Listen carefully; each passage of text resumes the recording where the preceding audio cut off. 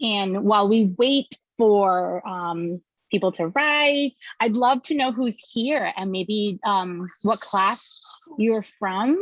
I know that part of what Jeff and I would really love to see is a representation of all grades, of all classes from SLA. I think it's just amazing to be able to kind of connect with classes that graduated even before 2000, maybe in the 90s or 80s, 70s, 60s. I think it's such a, we bring so much like wealth of knowledge to all of us. So if you can just put in the chat what class you're from. I see a couple of people who I pretty much know very well, and some I don't know, but if you'd love to be able to put that in. We have class of 08, 2010, anyone before 2000? Oh, there's Priscilla with 2000. Anyone else? Maybe prior to 2000? If there's anyone here while we wait for some questions to be asked. And feel free to tap in the chat too while we wait, and we're doing this little icebreaker here too. I just like to know who's with us. 91, Bernadette, that's awesome. We have Carmela of class of 04. So that's pretty cool to see. We want to thank you guys, and thank you guys for being super flexible. It's one of the things that I teach with my students at school. Like sometimes you plan and then things don't happen. So we are just super grateful that at least we have a good group of people here that are willing to just have a discussion. You know, we really want this to be led by you. We're all alumni and we want us to be able to feel included. So feel free to have them keep on coming in, whatever class you are. If you're just joining us, we welcome you. We just want to see what class you're from. And if you have any particular questions, anything specific that you'd like us to answer. And one thing that I will say is that when I don't know the answer, I will say, I don't know, I'll get back to you. But we want to keep this just a dialogue. If you have any comments too, feel free to also share those comments as well. So we've got a lot of graduates of the 2000s, one of 91. Class of 82, that's amazing. I was born the year later, not to say that I'm that year old, but just letting you know. All right, that's awesome. So we'll keep them coming. If you have any questions or comments, feel free to put that down. We do have a couple of points that maybe we can start off with by highlighting. If we wanted to do that, but yes, feel free to chime in. Maybe a little bit before we go, Jeff, I know we don't want to keep everyone a little too long, but just a little blurb of me. Those of you who do not know me, I'm a graduate of the class of 2001. I currently have a son, first grade, in the an SLA. He actually went through preschool and kindergarten. So we continue to work with the school. And now that I'm a mom and have a child there, it's really interesting and a blessing to see the amazing work that the current staff do. So one of the reasons, and that's where I was going, why did I decide to run? That's such a segue into it. To be honest, I decided to run because I've seen what the school has in terms of what they currently have regarding, materials or just programs that I didn't necessarily have when I was in school. The sports department, the athletic department has done such an amazing job in, providing more opportunities for kids to be able to participate. And I feel like because of my knowledge in the social work psychology field, I feel like, bridging the school together with the alumni would be such a blessing. I'm totally disconnected with the current students, but I know people who continuously provide, volunteer opportunities. So I feel like I want to be able to bridge that. And I believe it's so important for me now because my child is there. So it's just a driving force. I want him to have all the opportunities that I had and then some. So that's really why I decided to run. Yeah, and I think for me as well. And I do want to you're chime on in. the screen. I do want to chime in very quickly that I'm very excited to say that I've been able to start a dialogue over the past week with the individuals who are also running for this office, Randolph Carnegie and Gail Fish. We've had some great beginning conversations. I invited them to join us for the live stream tonight. I see Randolph has come. Randolph, thank you so much for joining us on the call. It's great to have you. Thanks for inviting me. Absolutely. And feel free to jump in wherever you'd like. This is kind of a low pressure thing. We just wanted to be able to have a forum to be able to have people ask questions and to focus on being able to answer some of those questions that may not have come up yet. So I know for me, just really quickly, why I decided to run is I spent most of my life at SLA. I was there as a student. I graduated from there. I taught there for over a decade. I was an administrator there. In 2018, I stepped away and ended up moving to Florida. We made a big career change, big life change. I stepped away from SLA for a time because of the fact that I felt like so much of my life was surrounded by everything related to the school. And very quickly, I realized that I can't get away from that. SLA is a part of me. And so I've been trying to seek out ways to be able to get involved again. That started off by talking to Shauna in development and being able to help with the South Lancaster Academy newsletter that goes out, the Fiat Lux newsletter, trying to help with that, reestablishing communications with some of the teachers. I went and joined a couple of professional development seminars to be able to talk to the students about careers and what I'm doing now. And then this opportunity came up where I saw that there was an election and I wanted to be able to run for an office. And vice president came as a great option because I feel, I'm a little bit further away and I feel it's important to be close to be able to have that connection to what's happening at the school now. And so I think that's the great thing when Sheila and I kind of decided to come at this together as a team was that she's local and she's able to be kind of the boots on the ground and we can work together even though I'm from afar to be able to try and provide that support in future for what we'd like to see the alumni be able to be. And I also want to take a quick moment to thank Gail for joining us. Gail Fish is also running for the vice president spot. And Gail, thanks for joining us. It's really great to have you. If you can hear us, which I'm sure he'll join us in a second. So with that said, those are the reasons why we've decided to run for office. And Randall, Gail, you feel free to jump in if you'd like to be able to discuss. Otherwise, we can move on to questions. We're getting more and more, which is great. Thank you for adding those, everybody. I decided to run for office because last time I was there back in 2019, I was at my 50th reunion. I noticed that there were a lot of older alumni that were there. And so I did some research, and historically, alumni do not choose to get involved with their alma mater until they're somewhere between 25 and 40 years out of school. That's just basically it. During that time period, they're raising a family, they're getting their careers going, and then somewhere down the line, they tend to get a touch of nostalgia for what they used to have or for when they were able to bend down and tie their shoelaces without their bones creaking. Not quite sure what it is, but that could be it. So I contacted my college and I talked with them. And, they pretty much gave me the statistics that I just gave you, which is that it's between 25 and 40 years. And even sometimes at the 50-year mark that people tend to come back and they want to reminisce, do stuff. With that in mind, I said, okay, I'll give it a shot. And the folks who had been running the Alumni Association before, they'd been doing it for a long time. And they were a little bit, they were ready to hand the reins over to someone else because it's one of these jobs that you get in it, you can give it a lot of energy for about 2 to 4 years. And after that, you go through the cycle over and over again. So you get a little bit burned out.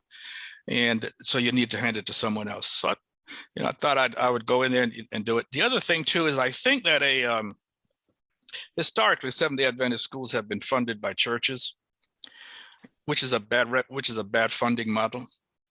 One of the things that I would like to see happen is that we set up an endowment in the alumni fund so that we can generate some revenue for the school. Initially, we will have to put the fund in and do that. I'm not in favor of giving the school every single dime that we get in the alumni fund. I'm in favor of setting up an endowment and doing it that way. And it will take us a while to do it. We can set an ambitious goal, and the goal that we set does not have to be something that is accomplished in our lifetime. As I approach my 70th decade, I don't see it happening, possibly during my lifetime, at least the goal that I'd like to set. But that's one of the things. The other thing too, I noticed that a lot of our alumni who are scattered across the country are uninvolved. So we'd like to find a way to reach out and talk with those people, particularly now that we've had this pandemic and we've found other ways to communicate with people. You know, reach them either by Zoom sessions like this, giving them a phone call. We can definitely do that. But we have to get in there and make it a little bit more personal thing. Like I'm talking with Jeff, I see Jeff and I see Sheila. We both went to the same school, but we've, other than talking with Jeffrey earlier, we'd never engaged in anything. And we have something in common, which is the school, which we'd like to keep it going. Now, Gail and I were in the same class, and we just happened to, following that old thing, we just happened to reconnect after we both slowed down in life. You know, we're both grandparents. Ugh, don't remind me. Every time I go out in public and my granddaughter says, Grandpa, I look around to see who she's talking to, because it surely ain't me. I'm too young for that. But but you know, it's something that we've got to work on, getting the people to come together and the relationship with the school. I'm not quite sure how the school views the Alumni Association, but the Alumni Association and the school, they both are interested in the same product. But at the same time, their approach is maybe a little bit different, because the alumni are, when we do get together, we, regardless of how we feel about the school, there's some degree of reminiscing that we are going to do. Exactly. And that's just a part of it. Absolutely. But I'll shut up and hand it over to Gail or someone else. Well, I think, you know, we have a great opportunity here to talk to some of the younger generations who have joined us. I think we have an opportunity to answer some questions about what we envision for the future. Randolph, you just touched on a couple of great points I think we could all agree on. So why don't we go ahead and go to some of the questions. For those of you just joining us, if you can go ahead and type your questions into the chat feature. If you'd like a specific individual to answer it, just put their name next to it and we'll go ahead and go through it that way. One question that did come up, and I think it's important to discuss because we do see this gap, Sheila and I, and Randy and Gail kind of represent this in a way. So this was a question from, let's see, Lanu Stoddart, class of 1982. Thank you for joining us, Lanu. You asked, how do you envision us as the candidates involving alumni from the past 30 years? So we're looking at about 1990 onwards. I'm from the class of 2002. And, you know, so on and so forth. So, yeah, we do have a gap in terms of active in-person participation that we do see at alumni weekends. How do we reach out to those groups? I'm going to be the gentleman and ask Sheila if she would like to begin, if you have any thoughts on this. Thank you. You know, it's interesting because I think the biggest part is social media, using that in such a way where we can have maybe monthly meetings or even quarterly meetings where the association can connect with the general alumni and providing information, providing kind of like what's going on. I feel like with everything that's happened, you know, being able to have that type of connection is important. So one of the things that Jeff and I were talking about is maybe having these type of formats like a Q&A with the executive board, maybe letting them know what's happening, how can you become involved, what are the needs of the school. Me being local, I'm only 10 minutes away, you know, being able to figure out how can we bridge this gap between the school and the association, and what are the alumni association's needs, how can we work together. One idea that we had was maybe even having like a monthly podcast where we can call, where we would title it like, how have you been? Having those moments where everyone can come together, talking about what's been happening. You know, it's super important. Like, I would love to get to know Randy and Gail in a different, you know, capacity, and understanding like, hey, where did you come from? Like, getting to know them and building those relationships. And I think that's the biggest part, is building the relationships within the younger alumni and those more experienced. I wouldn't say older, but having those opportunities for all of us to just be able to bridge that and really listen to each other. I think the important part is that we're all, you know, individuals that have our own ideas. We have many things that we would like to have input in, being respectful and listening to everybody and taking that into account that we're one large group, and really listening to what we all have to say. How can we meet in the middle? How can we compromise? So being able to have those frequent, constant communication is super important for everyone who graduates, even those that are graduating now. Absolutely. Those are great points, Sheila. Gail, I didn't get a chance to have you introduce yourself. I apologize for that. Do you have any thoughts that you'd like to share on this particular question, how we can engage the younger alumni in Gail, you're future? also muted. Turn your mic on. That would also help. Yes.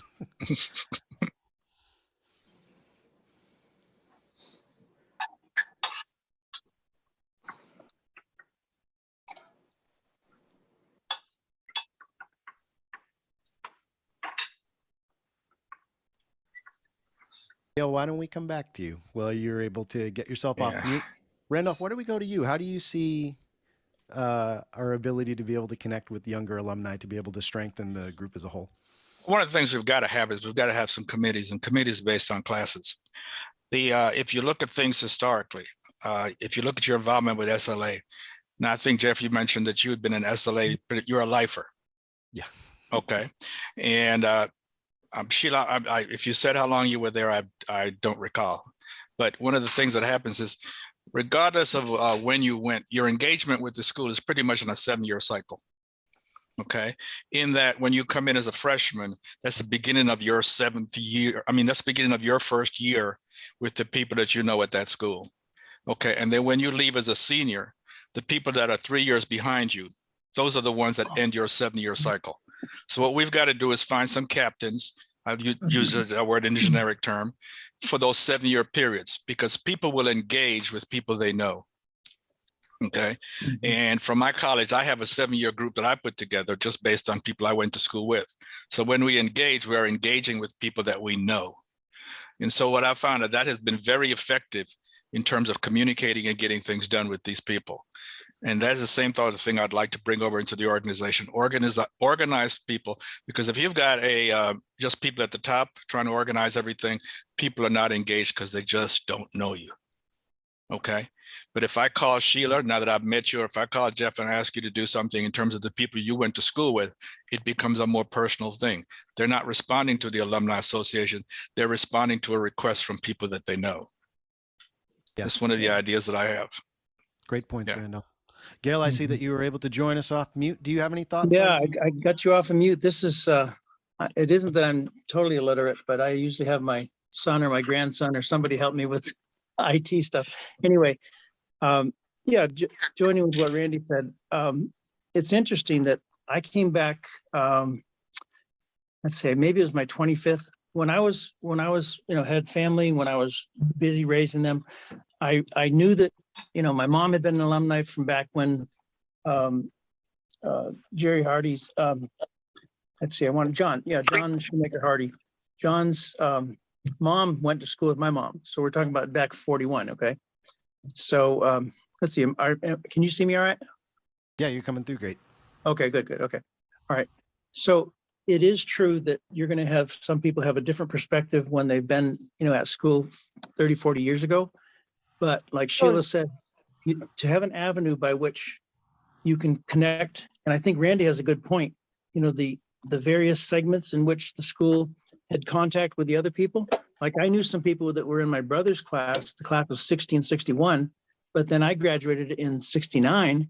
So I knew, and then I knew some people after that because I didn't leave the area till 79, moved to Florida from the area. So really, from the time I was born, I lived over in Berlin, and South Lancaster and Bolton. So, living right in the area, I had contact with many generations, So what the point is I'm seeing is that if you don't have contact with the like Sheila said, if you, and Jeff, you said, if you don't have a designated time, maybe you could have a representative from that block and you could say, you have a class representative for each year, but to have a block of people under one umbrella, it may be a better goal.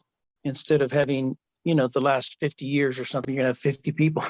No, you're gonna actually narrow it down to segments of 10 years or whatever. Agreed. Yeah, Randolph, I think you brought up a good point. Like you connect with people that you've seen, even if it's not directly in your class, people you're familiar with, and you build it out from there. So I think there's an opportunity for us to learn together from each other. I think for me, the best way to be able to engage with the younger alumni, And again, you know, I had started saying this in the Facebook live chat. I'm going to say it again. I don't think it's an issue of disengagement with the younger alumni. I think it's an issue of trying to bring them into what the official Alumni Association is doing.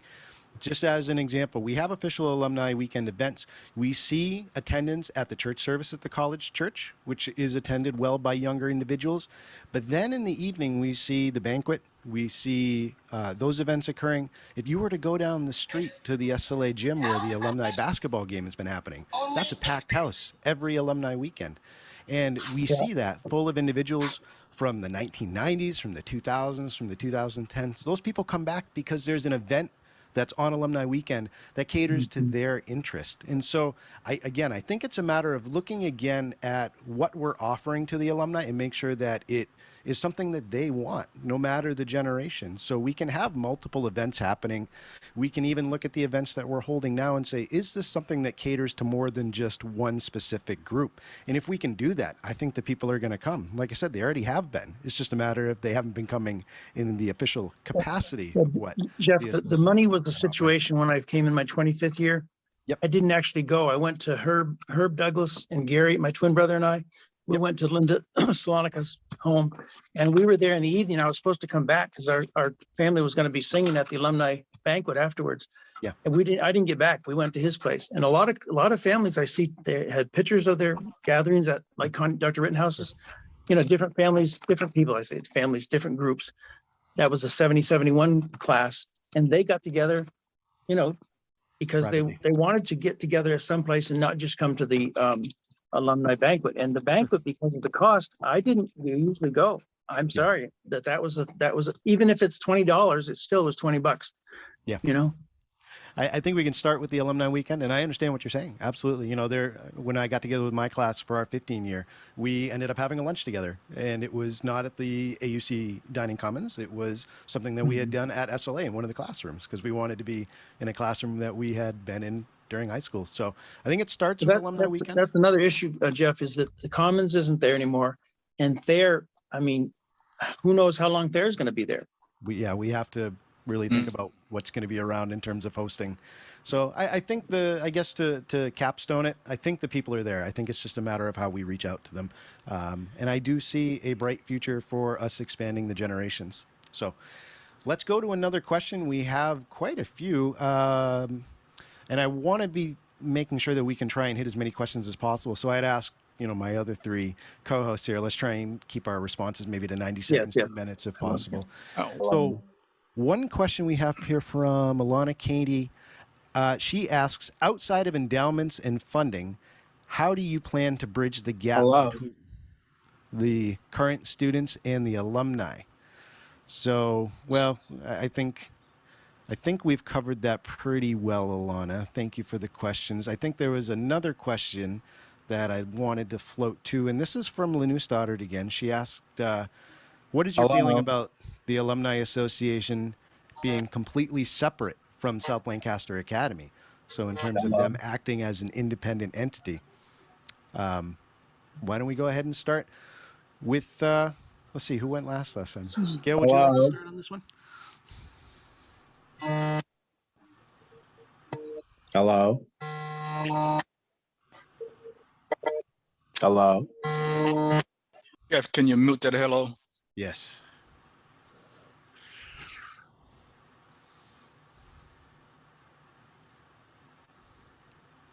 Okay, we have. Was someone trying to call? Oh, sorry, Randolph, go ahead. We had a couple people join. I think we've been able to eliminate the back feed.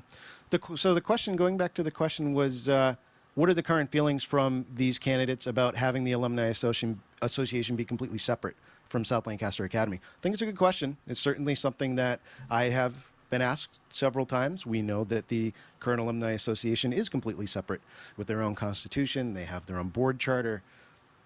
I would ask one of the candidates, Randolph or Gail, would you like to start? So the product is the school, but I think that the Alumni Association and the school can work in conjunction, but it should not be run by the school. Okay? Okay. Because the needs of the school is such that they, as an example, I talked about setting up an endowment.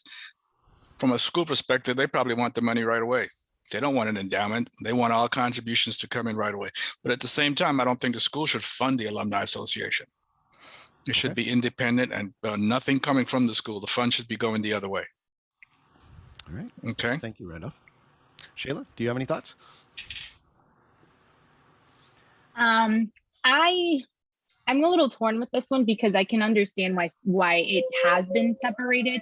However, I feel like it can be a little bit of both if we do it in a way where we can still keep the association still intact, like within our group of alumni, but still working with the school. I feel like we all are products of the school and we should be able to participate in their activities, even highlighting some of the things that they're doing, as well as how can we support them, not just financially, but also how can we help those students currently with colleges, what kinds of careers would they like to be a part of, getting to know some type of fields that they're questioning, being able to host those types of opportunities for students to be able to work with someone who maybe wants to learn a little bit about social work, psychology, or maybe even nursing, and bridging that alumni gap with the current students.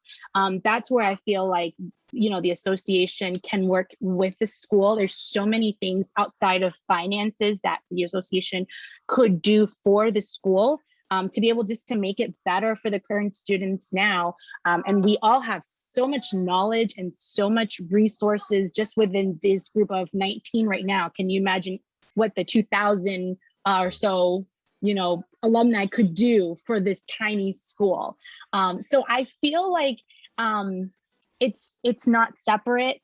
I feel like it could be bridged in such a way where you can still keep it separate in a sense, I guess. I don't know if I'm explaining myself correctly, but I do feel like having a representative from the school on the board of the association would be beneficial, because we need to know what's happening at the school. Just like right now, currently, there is a representative of the association in the school board, kind of providing updates to the school of what the association is doing. So I think, being able to be transparent and have, both ways, communication is key.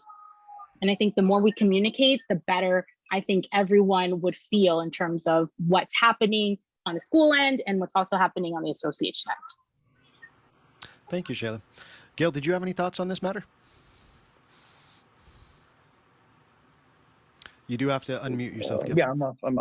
Okay, good. I agree with Sheila. The Constitution might have to be changed in order to, because right now the board of the school has to have a representative from the alumni.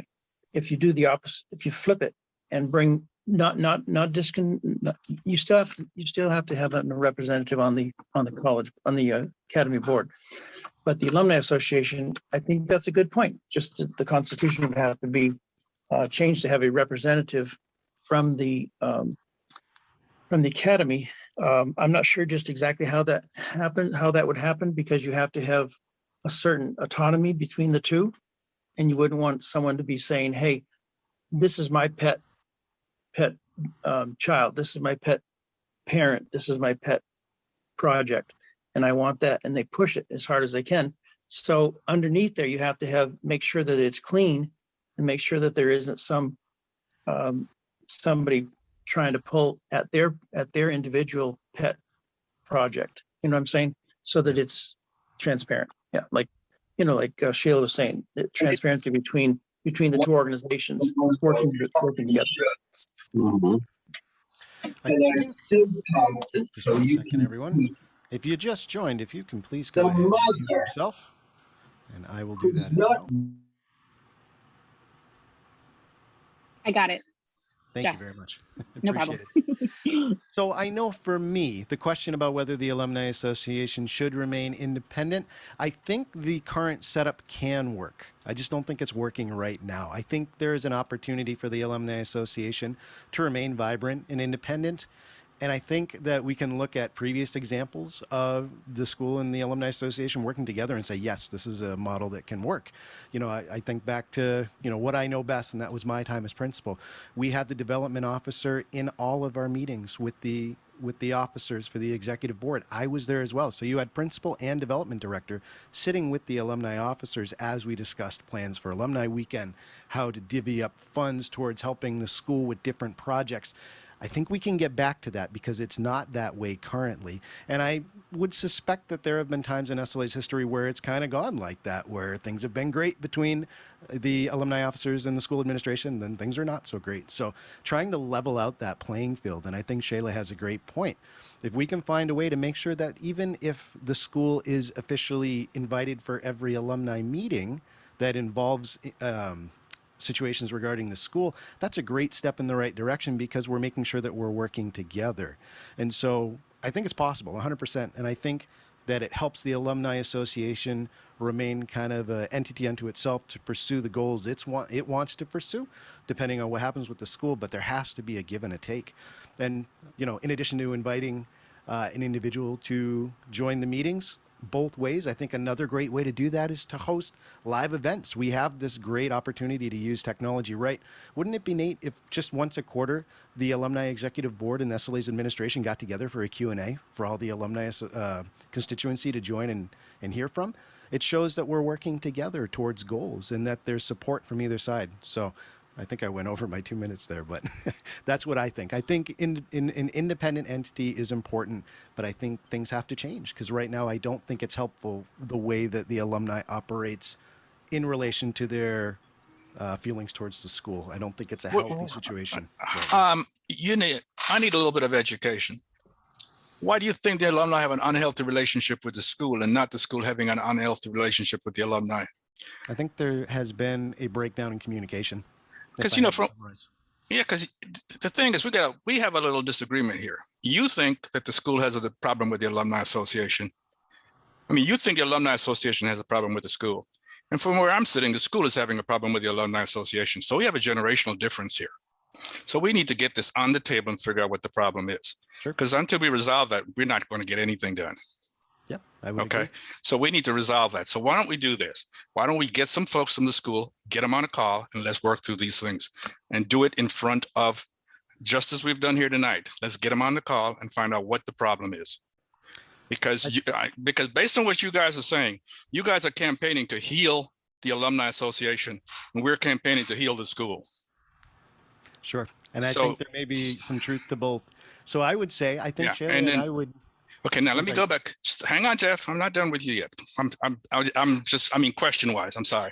Now, let's go back. You were the principal of the school. How long were you principal? 3 years as the head principal. Okay, now when you were the head principal of the school, what was the relationship with the Alumni Association then? Very good. I would say that it was a vibrant relationship in a lot of ways. So the relationship tanked after you left? I can't speak to exactly why it did, but yes, I think there was a breakdown. Okay, so we have a personality disorder going on here. Either on one side of the issue, either side of the issue, we have some personality conflicts going on. We've got to resolve that. Sure.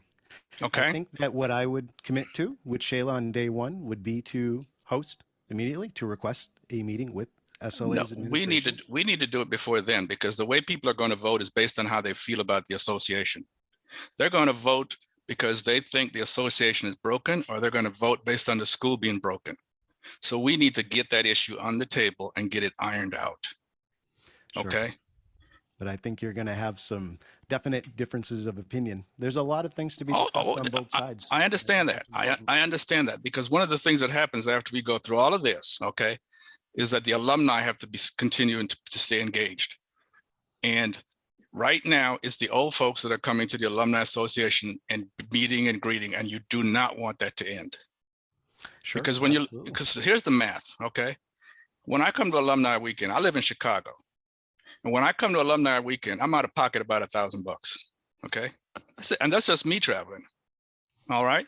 Now, there's a lot of places in the world I can go for $1,000 and not go to South Lancaster, because as you know, no one goes to South Lancaster for the nightlife. Well, speak for yourself on that, Randolph. Okay, you know, so well, what about Clinton? Oh yeah, they do a good job. Yeah, but so that's an issue that's got to be resolved, and that's something we've got to work through, and that's something we need the opinions of the people. So you've got the chat session over there going, and And I'm looking over here. Leon King is asking, a great issue is that most of, if not some of the numbers are no longer SDS who did not participate because they do not think they'll be locked down to et cetera, whatever. But you know, that's also an issue we have. We also, and most of our alumni don't live in Massachusetts. You know, those are things we've got to address. So my 90 seconds are up. I'll be quiet for now. You just kind of hit a button on that one. That's fine. And I think we have to have continued dialogue going forward. This is a great first step. So why don't we go ahead and move on to another question? I believe we had a lot in the past 5 minutes. This is great. Carl Hernandez asked I was going to say that's where you can start. Yeah. Trying to scroll back up here. Yeah. Carl said, going forward, what are the plans for clear and transparent operation of the Alumni Association? Okay. Well, I think that speaks to maybe some of the underlying issues that were discussed. I haven't started yet, so I'm willing to do so unless someone else would like to take the jump on this one. As moderator, what was the question, Jeff? The question is, going forward, what are the plans for a clear and transparent operation of the Alumni Association? Okay. So I guess I'll start with my thoughts. I think that it's important for us to be able to just say what's going on, what our plans are as an executive board, making sure that we're engaging the alumni constituency and asking them what they think about our plans, and just increasing communication. I think that alone would be huge. I know one thing Sheila and I have talked about would be live streaming our monthly meetings for people to be able to see what we're talking about in meetings and posting those minutes on Facebook at the conclusion of each meeting. This would allow for an increase in transparency in terms of what are we spending our time on, where are we putting our resources. You can certainly go into executive session if there's something that's certainly of a sensitive nature that is needing to be discussed, but the constituency will see that because of the fact that we are being transparent about what we're doing and what's being decided on. So I think that's a great first place to start, because if we're not meeting and we're not saying what we're talking about and we're not engaging the constituency in what we're working towards, then I think that it builds up these feelings of there's no transparency. What is our executive board doing? What are the plans moving forward? So I think that's a good place to start. Having regular meetings, making sure we're broadcasting what we're discussing at said meetings. So my thoughts. Would anybody else like to jump in? Go ahead. Okay, Sheila, go ahead. I'm sorry. No, go ahead. The only thing I was going to add to that was just being able to use, like I've said before, social media in such a way where everything is posted, whether it's the Facebook group page. I know that there is a web page right now that appears to be outdated, but having those kind of be hand in hand. I know we have our newsletter that goes out as well, but just being able to be more present online. You know, we're living in 2022. And so being able to access those individuals who may not be checking their emails like me regularly. So just being able to provide those opportunities in any way for people to know what's happening, like Jeff said, having those regular meetings and just keeping more of a presence online so people know what's happening. And also, if people have disagreements, if people have questions, being able to allow those dialogues to happen and not feel like people are being, censored or stopped, or, that they can't speak up. Because like I've said, this is an association of many, many people with many, many minds, and we should all have the ability to be able to express ourselves respectfully and share our differences of opinions. And sometimes, having those difficult conversations can be uncomfortable, but it's important to have them because that's how we grow, and that's how we can grow the association in a way where it's, not only the benefit for us, but also for the benefit of the school. Randolph, Gail, before we go to you, I just want to state to everybody joining us, we've been going at it since about 7:15. We had thought about doing this for a 60-minute session, so I'm going to give a 10-minute warning, I guess. We have 10 minutes left, so stick with us if you're joining us for the stream. We're going to try and answer every question, so that may involve with some responses sent in a comment thread after this is over, but we'll work with Randolph and Gail as well to be able to include them in those. So gentlemen, I'll hand it back to you. Can I butt in here and look up something? Joan asked a question. I have a question for Gail and Randolph. How do you feel about the current rigged election? Randolph, I'd like to keep it to the points that we're discussing.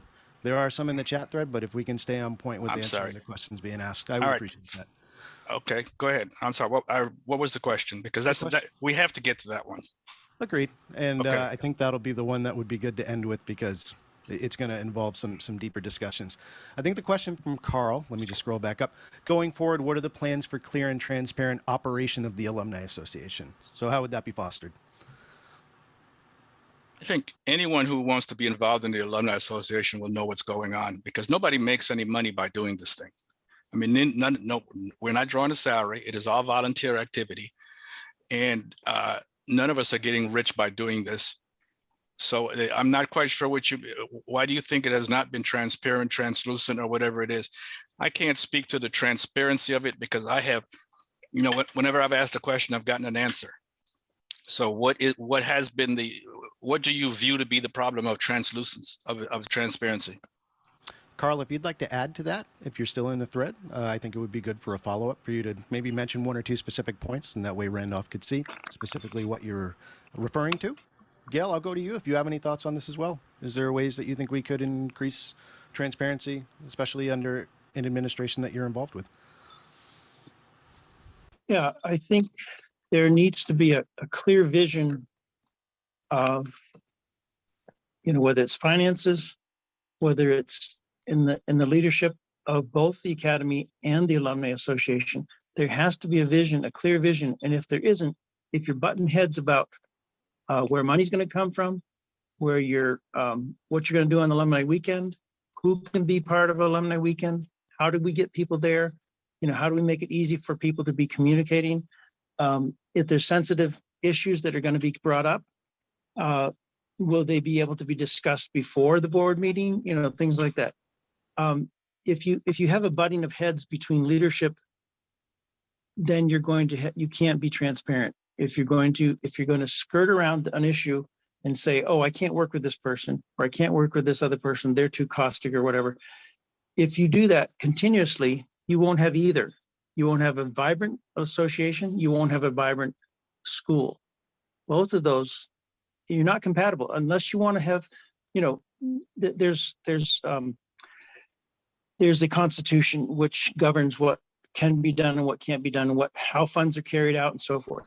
And Jim has been extremely, I don't want to say rigid, but he's been very good with the making sure that every penny is accounted for.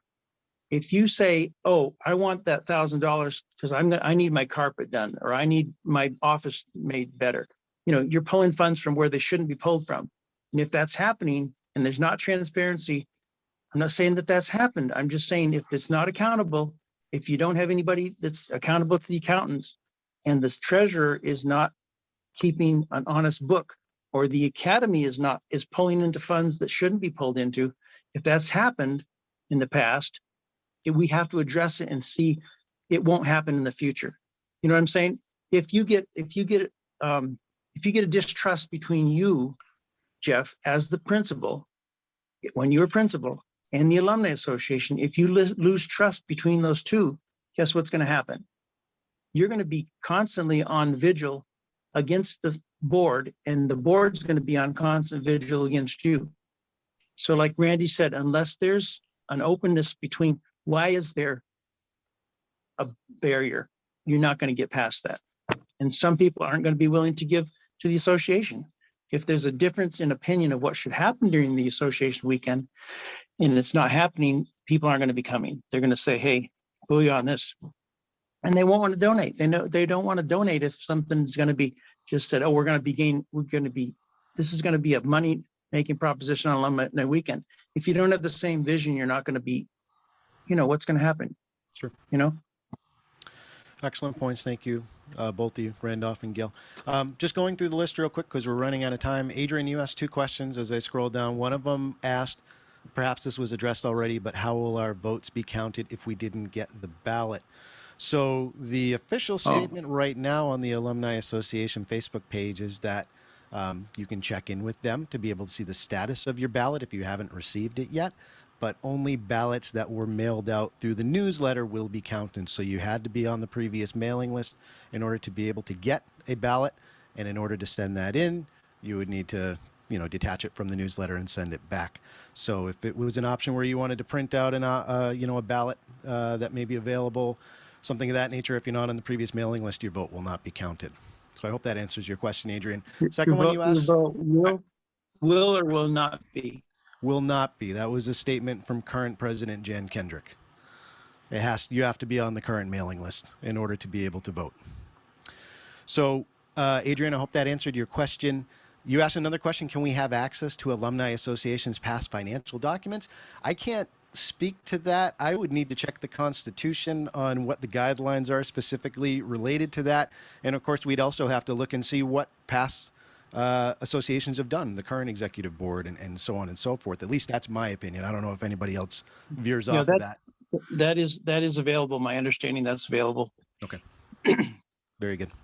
And then really quickly, Leon, I do want to answer your question, and then Joanne will go to yours, and then we'll finish. And if anybody else has questions, we'll try and follow up and be able to answer those outside of this live stream. Leon, I'm just going to read yours. You said it's a people class of 1981. Thank you, Leon, for joining us. A great issue is that most alumni, if you go by the numbers in my class, are no longer SDAs, so they do not participate because they think they will be looked down upon. How will you balance upholding the spiritual principles of the faith and get those no longer SDA? How about as a subset gay alumni like myself? Leon, thank you for the question. I think it's an important one to ask. Sheila, would you mind starting? Sure. I think for me, it starts off with your classmates. Like if you have a group of classmates being able to bridge, like I can speak for myself right now. I have one classmate who is no longer SDA and has been very vocal about, I don't want to be a part of that association. I don't want to go to any of the activities, but still wanting to know what was happening. So I feel like with me, even though she doesn't want to have anything to do with the association, you know, I embrace her. I let her know this is what's happening, and hopefully, you know, pray that she might want to get involved in other ways. Maybe there, you know, she is in the education field. So how can I bridge her into something like that, which is something she's interested in? I feel like, you know, we all should be inclusive no matter what. And I, you know, we're not here to judge or cast or anything like that, but I just being able to be a presence and be just a friend, you know, and if you have members of your class that are no longer SDA and that may feel that way, you know, kind of having that dialogue, well, then what is it that we can do so that you do feel a part? Because you are part of our class, you are part of our association. How can you feel that, or how would you like to be participating, or what can you do? Maybe it's not volunteering, maybe it's can you support in this project or different things like that. You know, definitely coming in non-judgmental and really just kind of listening, figuring out, is there a way that we can still work together for the betterment of the school and for the association? With my friend, she's very clear. She does not want to have anything, and I totally respect that, and meeting her where she's at is where I'm at. So she's definitely willing to be, you know, an advocate for students who would like to know about the education field, and how can she be involved in just giving information, maybe mentoring someone, you know, not really honing in on the SDA like religion or anything like that, because that's not where they're at, but tapping onto their resources as much as they allow. Thank you, Sheila.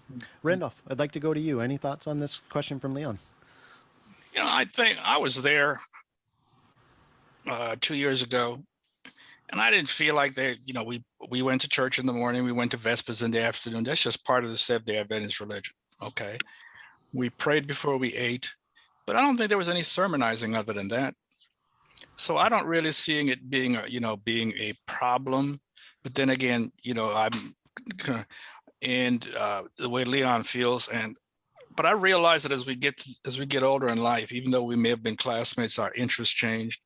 But under all of that, we do have a common experience, and the common experience we have is that where we went to school, and we all, you know, we talk about our families. I've certainly, if I got into a room with Jeff and Sheila, even though we have not met, I'll be asking you about your kids. Yeah. You know, because I've got kids too, you know. Same thing with Gail, you know, I think my grandchildren are better than his grandchildren, you know, better behaved, but that's another story, but we'll fight that one out later. But you look for your common things and not your differences, because we all have differences. Sure. And, but I do understand Leon's thing. And unfortunately, I think Leon got off before we answered his question. I was looking through the chat. I think he got out, but I definitely think that we can be inclusive of what we do. Yes, I would agree with that, Randolph. I think for me, very quickly, I graduated with several individuals who are no longer Seventh-day Adventist practicing religion at all, who have also, chosen to live lifestyles. And I think that's something that we as an alumni association have to respect.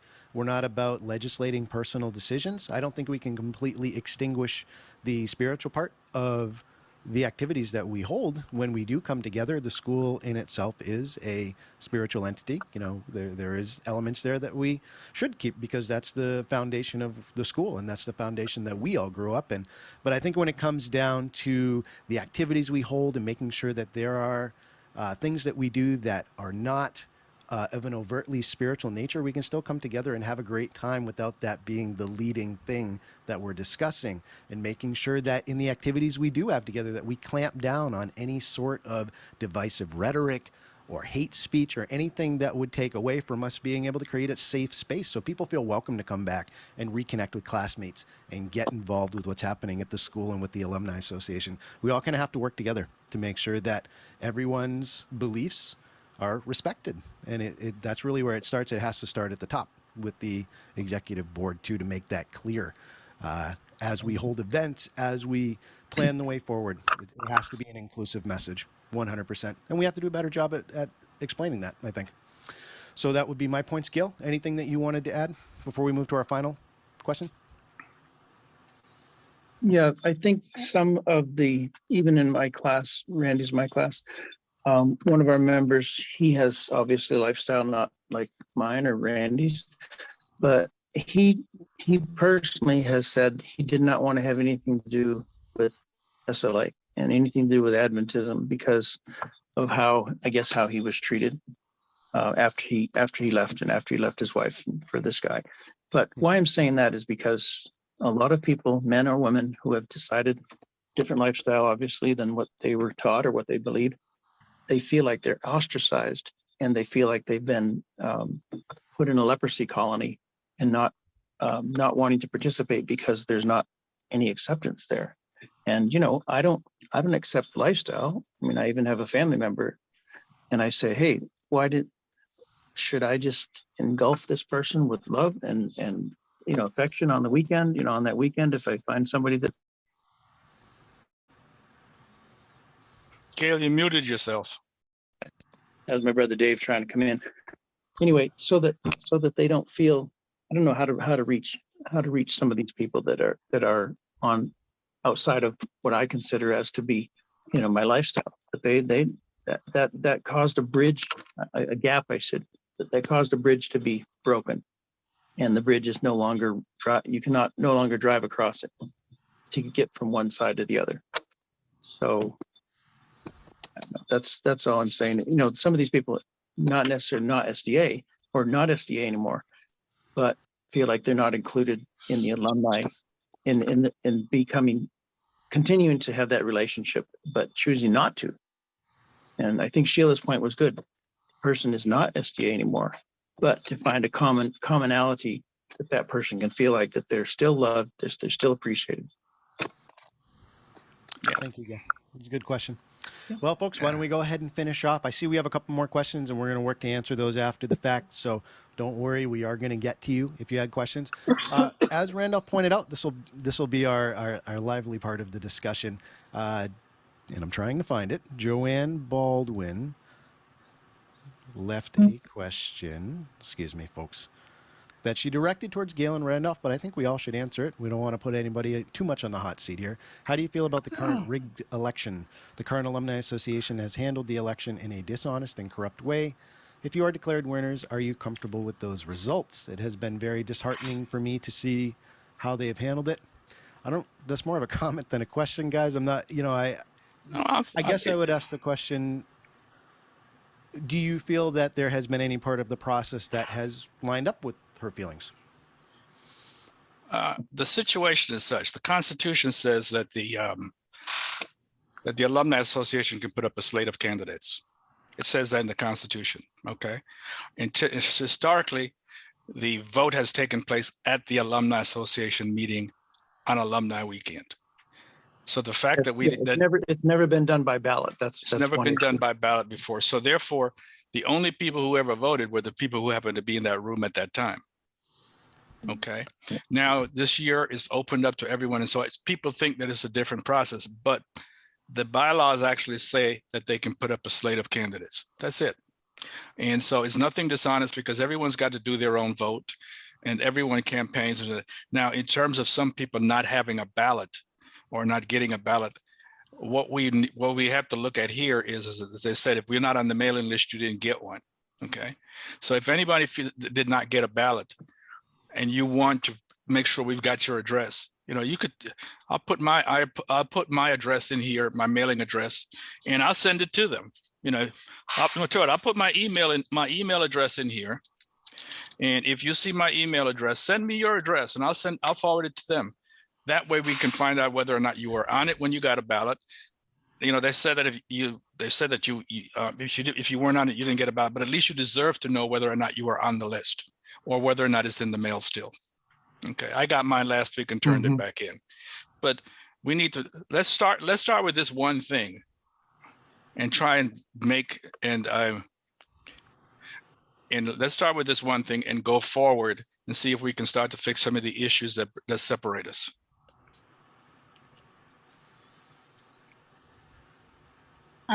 So what I would say in regards to Joanne's question is that personally, I don't feel like it has been transparent, I guess is the word that I'll use. I have not received my ballot and I did provide my information. And I think what a lot of people have been saying is, and I know it's not a question that the four of us can answer because we're not the current officers at this point. But when questions are asked about whether or not they are on the mailing list or whether or not they are going to receive a ballot or when it's going to happen, they don't get answers. Or if there's an extension, I know some people that have received them just within the last few days, but the deadline is Friday. So, I think 30 days. Yeah. And unfortunately, I think it's 30 days from the time it was mailed as far as the Constitution. I think that's the rule. Right, now. right. That's what the Constitution states. However, the ballots were mailed 2 weeks ago. Because I do keep up to date on the Facebook page unfortunately, for some people in this group, when asked the question on the Facebook page, somehow were deleted, removed altogether. They are not able to find the group page. So I think that's where the transparency lies in for a lot of members here, because they're not receiving that in return. So yes, the Constitution does say that they have 30 days to be able to submit their ballots. But that didn't happen. Those ballots came out, I think, the second week of December. So unfortunately, there are going to be some members, a lot of members who will not receive their votes and whose votes will not be counted. There was a post today, because I will say that I did tell people to print them just in case, because you don't know if they will be counted. We don't have even the name of the person that's counting the votes to certify them. So we don't know who that is either. And when I asked, I haven't gotten an answer. So I did. Oh, their name is printed on the mailing. Right. If you got the ballot, if you got the newsletter, you'll have that information. Yes. And so the only reason I have it is because someone had screenshot and sent it to me, because I have not received the envelope. Right. That's correct. Right. It's on the envelope. Yes. So unfortunately, I think that's where a lot of people are a little frustrated, because this whole system, I understand that it's new. We did try reaching out and having them have different methods of voting, whether it was online voting, just to make it a little bit more efficient, quicker. Unfortunately, those were not received. So they went through this process. And so we're going through this now. So what I'm just trying to say is that, we just want everyone's voices to be heard. We want all of the alumni to feel like they have a voice, whether they vote for, the other two candidates, or it doesn't really matter. I think at the end, we all sound like we have a goal of wanting to bridge, and how we go about it might be a little bit different. But I think this whole voting process for many alumni has been just really extremely frustrating. And the fact that they feel censored, and when asking just simple questions, that's where you'll see the disconnect between some of the members with the association. Sheila, in response to your question, the majority of the alumni who are actively involved are older people. Okay, a lot of them voting electronically is not going to work for them. Okay, we've got alumni who are in nursing homes. Okay. The only thing we're going to do is get in the mail. Gail and I visited an alumni back in September who was in a hospice. Sadly, he passed away. Okay. So the most democratic way is to mail the ballot. That's it. Everybody's got a mailbox. Okay. Now, regarding the question of the period of time, unfortunately, we send these things out at Christmas time.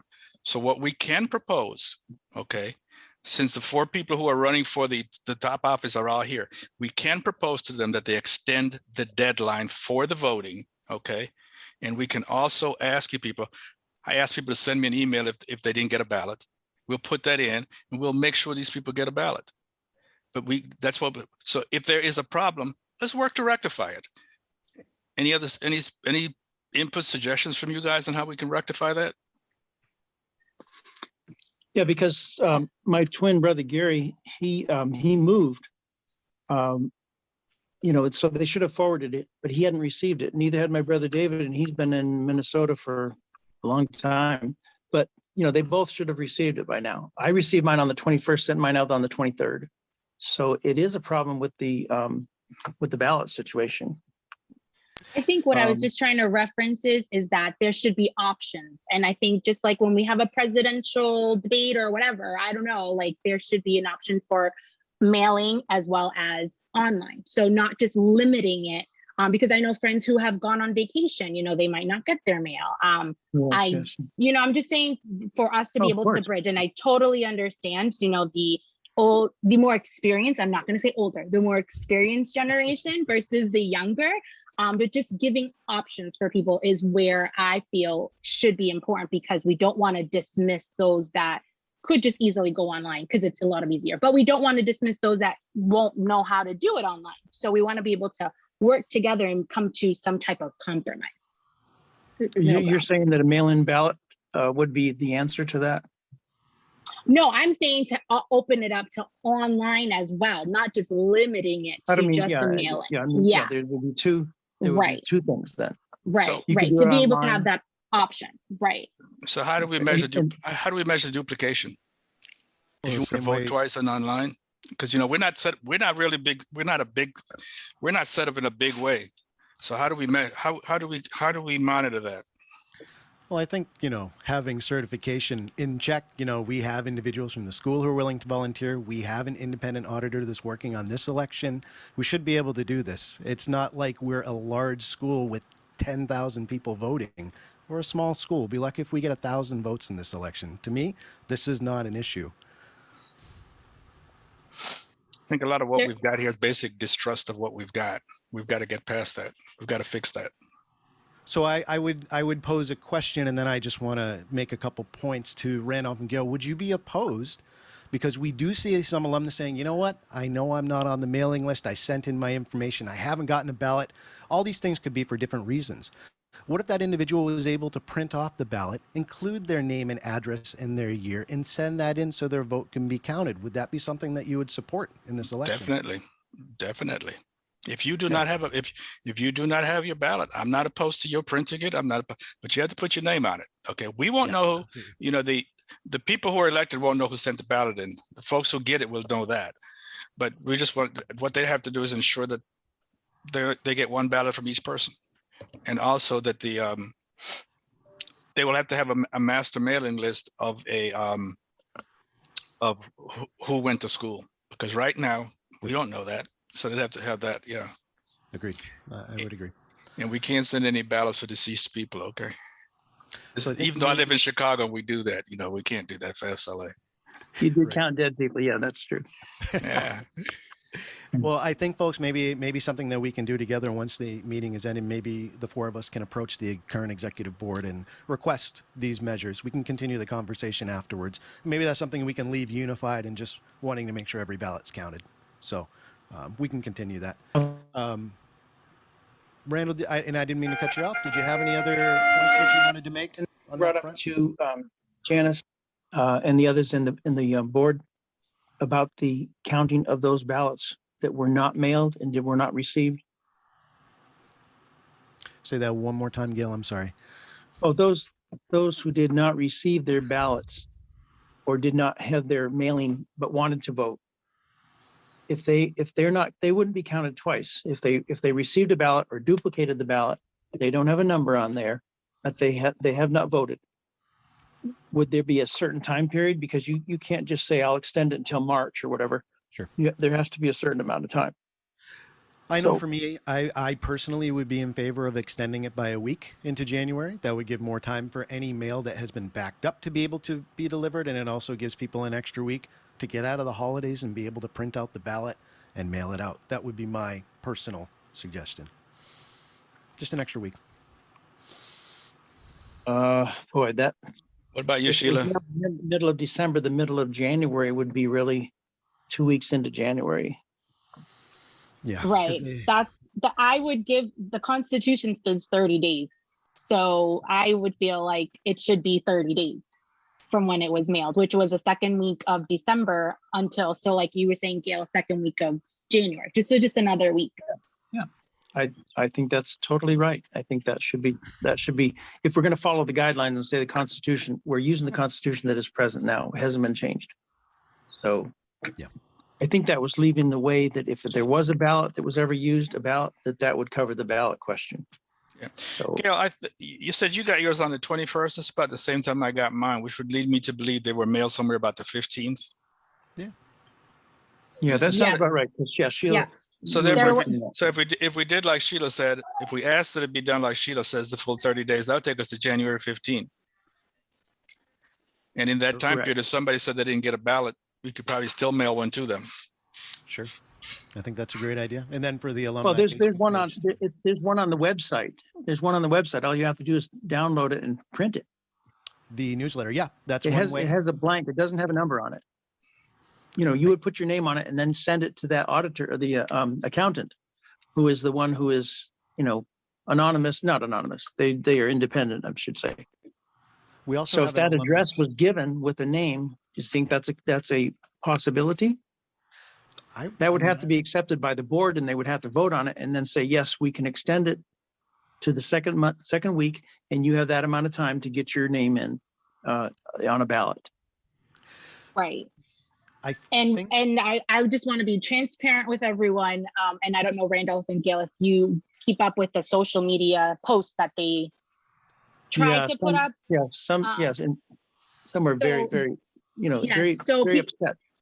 Yeah. So people have asked this question. This is where I was talking about where people get deleted and removed from the page that they can no longer find it. So I just wanted to let you know, people have asked this question. And even as of today, it was very specific from the president that you are not allowed to print. And that's where we disagree, because people should be able to have their voices heard.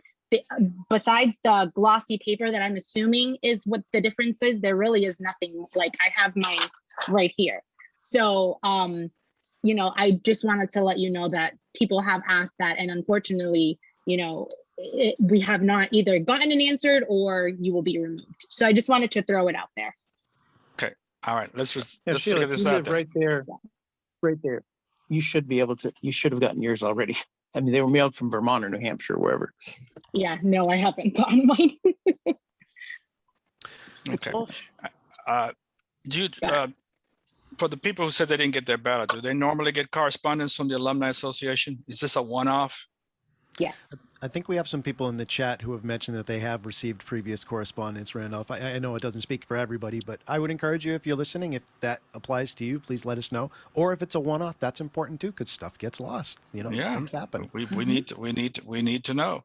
And if we think that people aren't, if the Constitution says you can't print it, then by all means, let them know. Let them send you another ballot.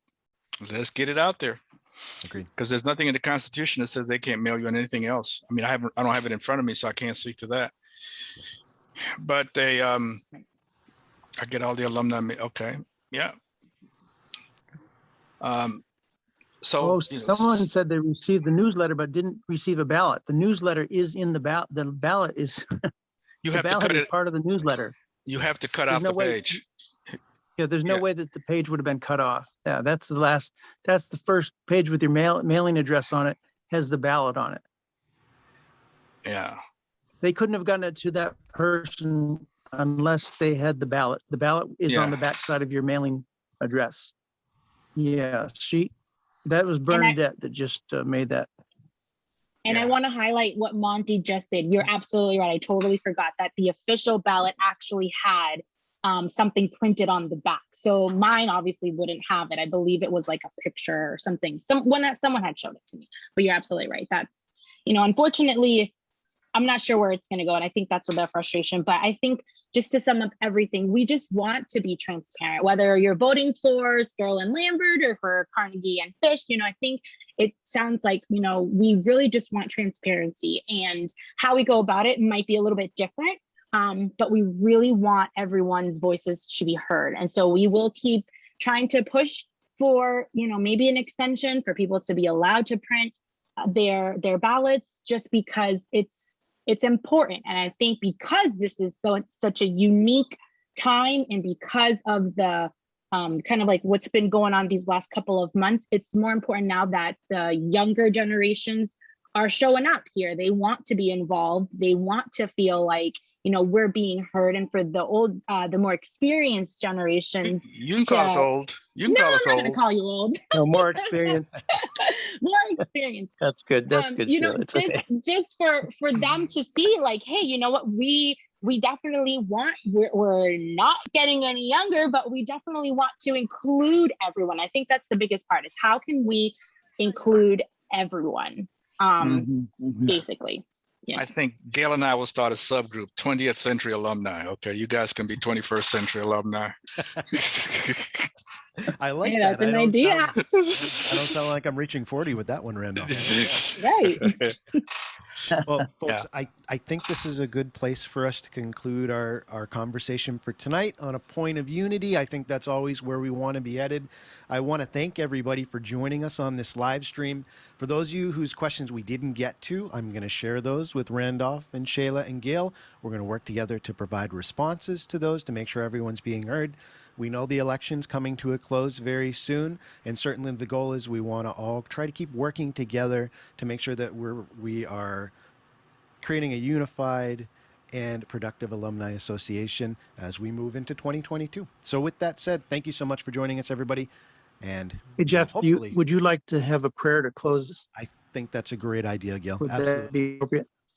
Yes, Yeah. absolutely appropriate. Thank you. Why don't we go ahead and bow our heads for a word of prayer for those of you joining us, and let's conclude. Father in heaven, Lord, thank you for being with us tonight as we come together to discuss your school and the individuals who were able to walk through its halls and go to its classes and be forever changed by the experiences that we had at SLA.